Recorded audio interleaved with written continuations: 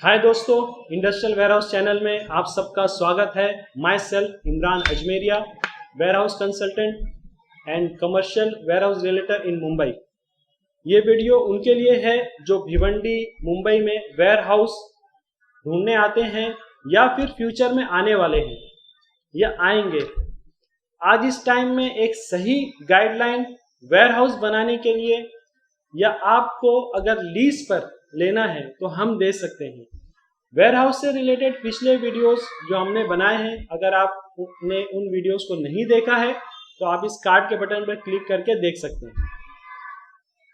Ajmeria realtors last 10 सालों से 10 years से वेयरहाउसिंग फील्ड में वर्किंग कर रहा है और हमने ये चैनल इसलिए शुरू किया है कि वेयरहाउसिंग इंडस्ट्री से रिलेटेड जो भी नॉलेज है, जो क्वेरीज हैं, हम उस पर वर्किंग करें और जो लोग वेयरहाउस बनाना चाहते हैं उनको हम वेयरहाउसिंग से रिलेटेड क्या क्या सर्विसेज हम प्रोवाइड कर सकते हैं या गाइडलाइन कर सकते हैं।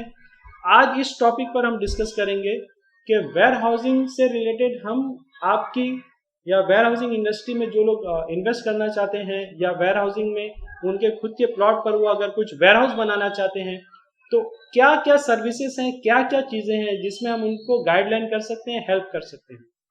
सबसे पहले तो हम आज डिस्कस करेंगे कि लोकेशन एडवाइजरी, ये हमारा फर्स्ट पॉइंट है। हम ओवरऑल बिजनेस प्लान को डिस्कस करेंगे कि अगर आप इस लोकेशन पर वेयरहाउस बना रहे हैं तो क्या हो सकता है फ्यूचर में और क्या बेनिफिट हो सकता है आपको, या फिर नहीं बनाना चाहिए। इसमें किस इंडस्ट्री से रिलेटेड आपको बनाना है, आप ई कॉमर्स के लिए बना रहे हैं या फिर आप लॉजिस्टिक्स के लिए बना रहे हैं या फिर आप इलेक्ट्रॉनिक्स और जो दूसरे गुड्स कमोडिटीज स्टोरेज के लिए बना रहे हैं। वो हम सबसे पहले समझते हैं कि यहाँ पर जो आप वेयरहाउस बनाना चाह रहे हैं इस लोकेशन में क्या आपके लिए सुटेबल होगा। उसके बाद रॉ मटेरियल, सप्लायर और क्या कस्टमर का मार्केट है इस लोकेशन में, एक्सपोर्ट होगा यहाँ से, और यहाँ पर जो ट्रांसपोर्टेशन है उसमें क्या चीज़ें आपको बेनिफिट दे सकती हैं, वो हम आपसे डिस्कस करेंगे। लेबर यहाँ पर अवेलेबल है या नहीं है, स्किल लेबर के लिए आने जाने के लिए ट्रांसपोर्टेशन इजी है या अनस्किल लेबर यहाँ पर मिल सकते हैं।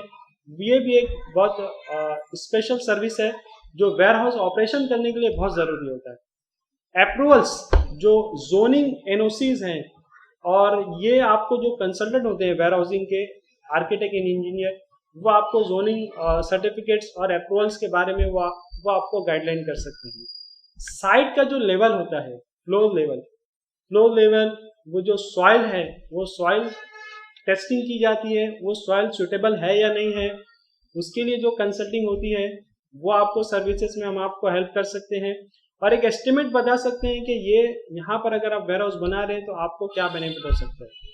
पावर, जो इलेक्ट्रिक कनेक्शन है, कभी कभी ऐसा होता है ट्रांसफार्मर या बहुत सारी जो वेयरहाउसेस हैं ऐसी जगह होने चाहिए जहाँ पर इजी इलेक्ट्रिसिटी का कनेक्टिविटी हो और 24/7 पावर का सप्लाई हो। तो वो भी एक बहुत बड़ा चैलेंज होता है कि किस तरीके से आप यहाँ पर जो है इलेक्ट्रिसिटी अगर कनेक्शन नहीं है तो आपका वेयरहाउस जनरेटर पर ऑपरेट करना पड़ेगा।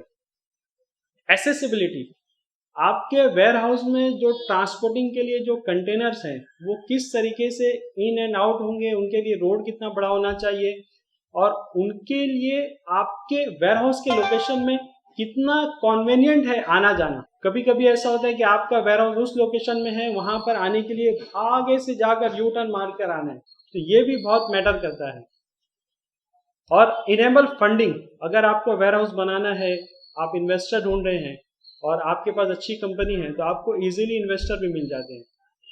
प्लानिंग फॉर फ्यूचर एक्सपेंशन, अगर आपने वेयरहाउस बनाया और आपके पास ऑल लैंड अवेलेबल है तो आप फ्यूचर में भी उस लैंड को किस तरीके से एक्सपेंशन कर सकते हैं, उस प्लानिंग के हिसाब से ही वेयरहाउस बनाते हैं। अब हम डिस्कस करेंगे एक्वायर लैंड के बारे में, यह हमारा सेकंड पॉइंट है। सबसे पहले हम देखते हैं कि जो आपका प्लॉट है उस प्लॉट में किस प्राइसिंग में आपने इस प्लॉट को डिसाइड किया है, क्योंकि वेयरहाउसिंग के लिए मेन जो रॉ मटेरियल है वो प्लॉट है। प्लॉट अगर आपने बहुत महंगा लिया हुआ है फिर आप उस पर वेयरहाउस बनाएंगे वो आपका एक एक्सपेंस है। फिर आपको उसके अगेंस्ट में जो रेंटल रिटर्न आना है, तो ये बहुत इंपॉर्टेंट पॉइंट होता है कि आपका जो लैंड एक्विजिशन प्राइस है वो बहुत मैटर करता है। और उस लैंड में legal, financial, approval, documentation and coordination, ये सारे पॉइंट्स ऐसे हैं जो बहुत स्पेसिफिक ध्यान रखकर उस पर वर्किंग करनी होती है। और एक्विजिशन का जो प्रोसेस है वो कैसे होता है, जो आपका प्लॉट है उसका डिमार्केशन करना, उसका सर्वे करना, ये एक बहुत इंपॉर्टेंट सर्विस है। और काफ़ी टाइम ऐसा होता है कि आपके प्लॉट में फिलिंग करनी होती है, रोड लेवल से वो डाउन है तो उसमें सॉइल फिलिंग करनी पड़ती है, वो भी एक चैलेंज है। और प्रॉपर्टी आपकी फ्री होल्ड है या लीज होल्ड है, ये चेक करना। और लैंड परचेज करते समय आपका जो वेयर हाउस का प्लान है वो परफेक्ट उस प्लॉट में बैठना चाहिए, ताकि आपका जो मार्जिन है वो आप मैनेज कर सके। बहुत टाइम ऐसा होता है कि आपने ऐसा प्लॉट ले लिया जिसमें वेयर हाउस का प्लान ही नहीं बैठ रहा है, या बैठ भी रहा है तो उसमें बहुत सारे अप एंड डाउन आ रहे हैं, वो एग्जैक्ट रैकिंग के लिए वो सुटेबल नहीं है, तो वो एक बहुत बड़ा चैलेंज होता है। और प्लान स्टोरेज, आपको स्टोरेज के लिए प्लानिंग करना है कि एग्जैक्टली इस आपके प्लॉट में जो वेयर हाउस आप बना रहे हैं कहाँ पर स्टोरेज होगा, कहाँ पार्किंग होगा, फ्यूचर एक्सपेंशन में आप क्या एडिशनल कर सकते हैं। और इसके बाद लास्ट पॉइंट है इस टॉपिक में, government allotments including NOCs, no objection certificates. तो ये सारी चीज़ें हैं जो हम आपको इस सेकंड पॉइंट में डिस्कस करेंगे। इन सारी चीज़ों में हम आपकी हेल्प कर सकते हैं, आपको गाइडलाइन कर सकते हैं। लास्ट पॉइंट है हमारा डिजाइनिंग, प्लानिंग एंड अप्रूवल्स। हम आपको एक बेहतरीन आर्किटेक्ट और इंजीनियर आपको इंट्रोड्यूस करा देंगे। भिवंडी में बहुत सारे वेयर हाउसेस हैं, केके एंड एसोसिएट्स, इन्होंने उनका प्लानिंग किया है, अप्रूवल किया है, डिजाइनिंग किया है, बहुत अच्छे कंसल्टेंट है। और मैक्सिमम भिवंडी में जो वेयर हाउसिंग प्रोजेक्ट्स है इनकी ही निगरानी में बने हुए हैं। इनकॉर्पोरेटिंग वास्तु फैक्टर्स, अगर आपको वास्तु देखना है तो आपको वास्तु से कंसल्ट करवा देंगे कि ये वास्तु आप देखकर ही इस वेयर हाउसिंग प्रोजेक्ट को स्टार्ट करिए। और उसके बाद अप्रूवल नॉर्म्स, सेटबैक नॉर्म्स, कि आपको वेयर हाउस बनाने के लिए इंजीनियर एंड आर्किटेक्ट के पास आपको सारी चीज़ें वो कंप्लीट आपको गाइडलाइन करेंगे A to Z, कि आपको इस वेयर हाउस में कहाँ कहाँ क्या क्या अप्रूवल लेना है, कहाँ से प्लान पास करना है, और वो सारी चीज़ें जो आपको नहीं समझ में आ रही है वहाँ से आपको गाइडलाइन मिल जाएगी। और लास्ट पॉइंट ये होता है कि आपको आपके वेयर हाउस में कितने डॉक्स बनाने हैं, कितने लोडिंग अनलोडिंग बे बनाने हैं, शटर कितने रखने हैं, क्योंकि जिस कंपनी को आप ये वेयर हाउस देने वाले हैं लीजिंग पर, वो आपको बताएंगे कि हमको हमारा ये रिक्वायरमेंट है। लास्ट में आपको जो कितने कॉन्ट्रैक्टर्स आपको इस वेयर हाउसिंग में लगने वाले हैं उस पर हम डिस्कस कर रहे हैं, कि आपको साइड फिलिंग के लिए कॉन्ट्रैक्टर लगेगा, सिविल एंड फ्लोरिंग के लिए कॉन्ट्रैक्टर लगेगा, शेड के फैब्रिकेशन और इरेक्शन के लिए कॉन्ट्रैक्टर लगेगा, इलेक्ट्रिकल कॉन्ट्रैक्टर, क्रेन्स लगेंगे आपको, प्लम्बिंग एंड वाटर के लिए कॉन्ट्रैक्टर आपको देखना है, और फायर हाइड्रेंट एंड एक्सटिंग्विशर जो होता है उसके लिए कॉन्ट्रैक्टर आपको देखना है, ventilator, shutter and dock levellers, और भी बहुत सारे कॉन्ट्रैक्टर्स हैं। ये सारे के सारे कॉन्ट्रैक्टर्स से आपको कोऑर्डिनेट करके आपका वेयर हाउस कंप्लीट करना है। तो दोस्तों, आपको हो सकता है बहुत सारी बातें नहीं समझ में आई होंगी। अगर आपको कुछ पॉइंट नहीं समझ में आए हैं तो आप कमेंट में हमें मैसेज कर सकते हैं कि ये पॉइंट आपको समझ में नहीं आया।